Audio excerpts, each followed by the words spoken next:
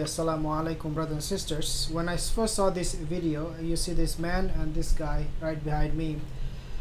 I thought about this and then I made a video in this channel just on this topic, the topic that they were discussing, and that topic was the prophecy of Russia in the Bible. Now today I will be talking not only what Russia and how Russia is being mentioned in the Bible, but also what it is that we find from the hadith that talks about Russia. And this hadith is a sahih hadith that inshallah I want to share with you today. But before I do that, I want you to take a listen at this video just to refresh your mind one more time, and then inshallah we'll be talking about this topic in details. You do not want to go anywhere, because the hadith that I want to mention to you about the Mahdi and the prophecy of Rasulullah SAW about Russia and how this all will play out, it is something that very, very important. You do not want to go anywhere. So let's take a listen first, inshallah, and then we'll be making a few more comments. The Bible tells us there's going to be several great world empires we're going to rule in succession. One of the great chapters in the Bible, a couple of the great prophetic chapters, Daniel chapter 2, Daniel chapter 7. In Daniel chapter 7, you have these four great beasts, and they symbolize the Babylonian Empire, then the Persian Empire, the Greek Empire, and then the Roman Empire. And then we know those happened in succession, exactly as Daniel said. But that fourth and final empire that represented the Roman Empire is pictured in a stage where it's ruled over by 10 kings, 10 individuals, 10 people. And that's in place whenever Jesus returns. And we know that Rome historically has never been ruled over by 10 kings or 10 people. So since everything else in that prophecy was all literally fulfilled, we believe that has to be literally fulfilled as well. So that's been the basis for what a lot of theologians have called a reunited or revived Roman Empire.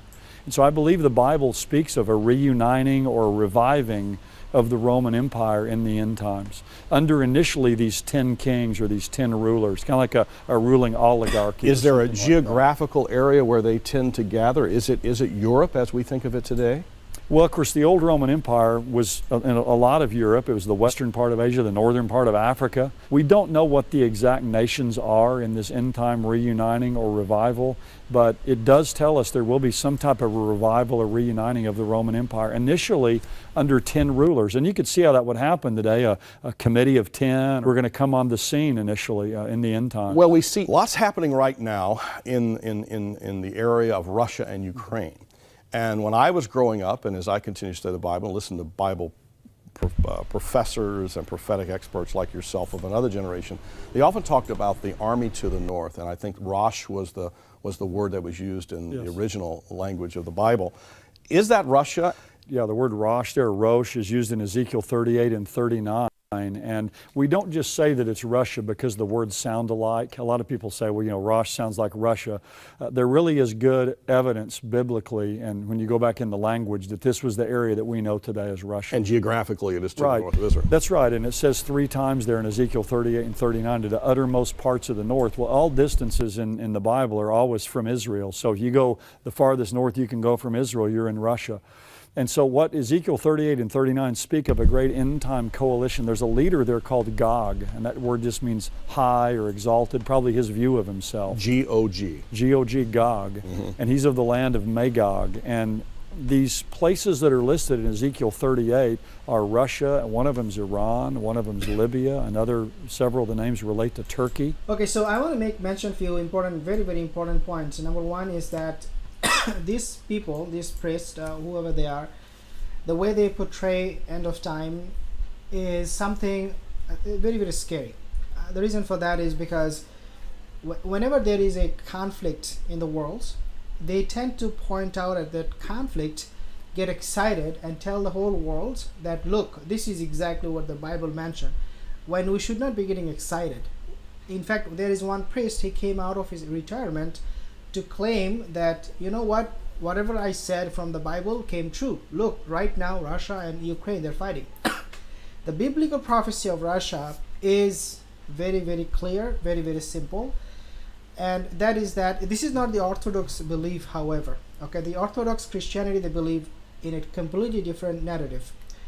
Their version, this mainstream Christian like Catholic and Protestant, they believe that Russia in the Bible is a villain.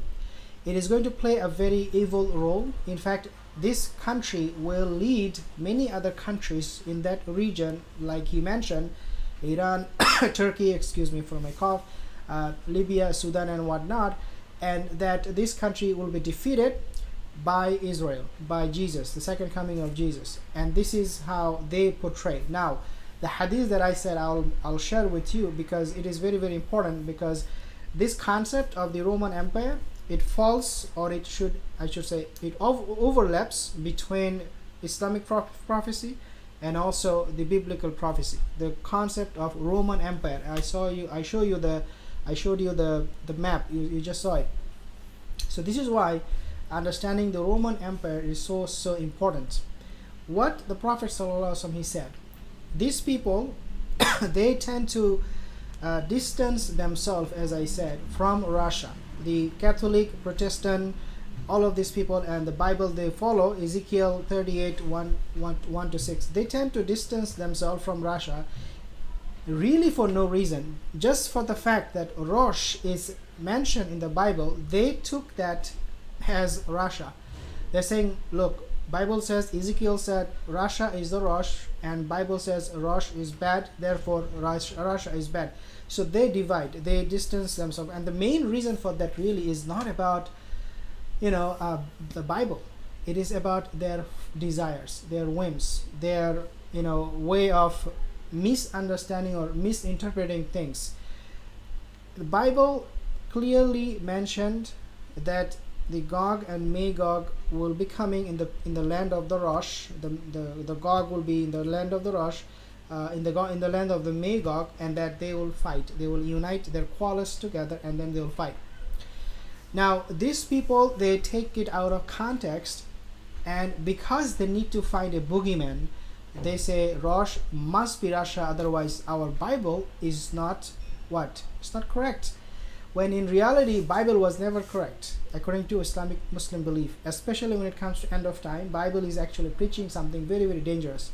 We do not get excited when we talk about end of time. Why? Because Rasulullah said, you will be the worst of the worst to live in end of time. So we do not want to see this conflict, war taking place. But the Bible, they have to find a boogeyman, so they say Rosh means Russia, therefore we have to take Russia as our enemy. When in reality, they should not be taking Russia as their enemy, because Russia, they are practicing Christianity way more than these people are practicing in the West, especially in the United States, the evangelical Christians. But that's beside the point. So the prophecy, Islamic prophecy, the hadith is very, very clear that all of these countries, including this person mentioning about Rosh and whatnot, all of these countries are one. They have no differences in terms of the end of time fighting, in terms of the end of time battle and the coming of the Mahdi. Remember, the Mahdi, I want to talk a little bit about the Mahdi because it is very, very important. The Mahdi in Bible is Dajjal. They say this is Antichrist. The promise of Mahdi is Antichrist. In our, of course, hadith, he is not the Antichrist. The Antichrist will be Dajjal himself, and they do not believe that our Dajjal is the real Dajjal or the actual Dajjal that was warned and mentioned in their own books. Obviously, they will be deceived by Dajjal, just like they are being deceived right now. This is our belief. Again, this is Islamic belief, Muslim belief. This is why we follow Quran and Hadith. We do not follow the Bible. But that is, again, beside the point. So the point here is, the final point is this, dear brothers and sisters, Russia is united with the Romans, and that's how they will come before the end of time, when the Malhamatul Kubra will take place, and they will join forces with the rest of the world, and they will attack the Mahdi army. And this is how the end of time will play out in Islamic belief. For them, it is a completely different story. Now, the Mahdi prophecy, of course, in the hadith we find that he will be coming at the end of time. The Roman prophecy that I mentioned, why it is so important, the Roman prophecy, dear my sisters, it is a prophecy that hadith is sahih.